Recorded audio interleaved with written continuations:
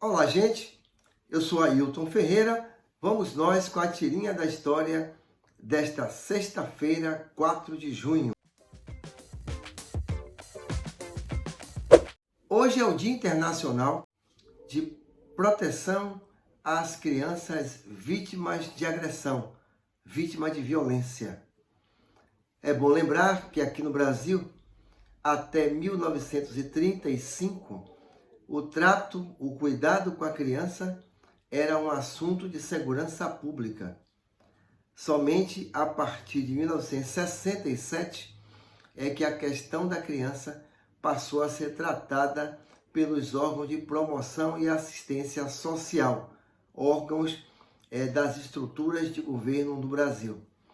Hoje, nós temos o Estatuto da Criança e do Adolescente, nós temos em alguns estados delegacias especiais para infrações cometidas por crianças.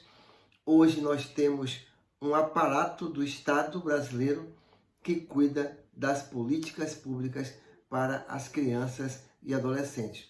E o arcabouço jurídico nacional na direção da proteção das crianças e adolescentes. Nesta data, em 1992, acontecia no Rio de Janeiro a ECO 92, desdobramento da ECO 72, que aconteceu na Suécia. A ECO 92 teve um dado importante, que foi, pela primeira vez para o mundo, a associação entre as questões ambientais e a pobreza, as desigualdades sociais e as fragilidades dos estados que participam dessa conferência, que participaram dessa conferência na resolução desses problemas sociais. Cerca de 178 nações participaram no Rio de Janeiro desse encontro, que teve como documento final a Carta da Terra, também chamada de a Carta do Rio de Janeiro. Enquanto as entidades governamentais tratavam na ECO 92 dos assuntos pertinentes à pauta, paralelamente, os movimentos e as organizações da sociedade civil faziam no Flamengo, no aterro do Flamengo, a ECO paralela, que eram discussões mais aprofundadas para além do limite dos estados e das políticas estatais, tratando da questão ambiental no Brasil, onde sediou a conferência, mas também para o mundo inteiro. É a partir da ECO 92 que o conceito do desenvolvimento sustentável entra, vamos dizer assim, na pauta dos governos, por um desenvolvimento equilibrado. Em 2015, faleceu no Rio de Janeiro o general Leônidas Pires Gonçalves, um homem do Exército Brasileiro, do alto comando. Faleceu aos 95 anos e até o seu falecimento, ele foi sepultado no cemitério do Caju, e até a sua morte, ele foi um militar influente nas questões nacionais. Vocês podem estranhar porque eu estou dedicando esse espaço para falar da história de um general, de um militar do Exército Brasileiro. É porque o general Leônidas Pires Gonçalves era um democrata e ele dizia o seguinte: cabe aos militares cuidarem das suas atividades profissionais dentro dos quartéis, na vocação que decidiu a escolha para o serviço militar.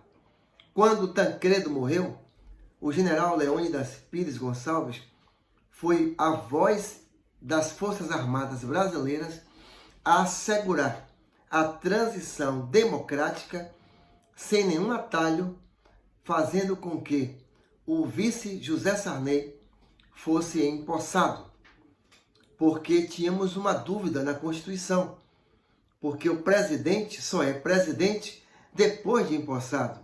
E com isso, o seu vice é o seu substituto natural. Acontece que Tancredo Neves morreu sem tomar posse e ficou essa discussão nos bastidores da política nacional. Se Tancredo não tomou posse, como poderia o seu vice tomar a posse depois do seu falecimento?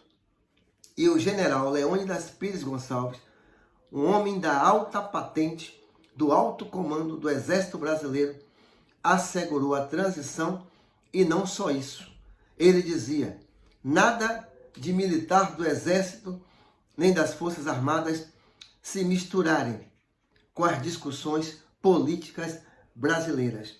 Ele dizia que não cabia à farda o debate político.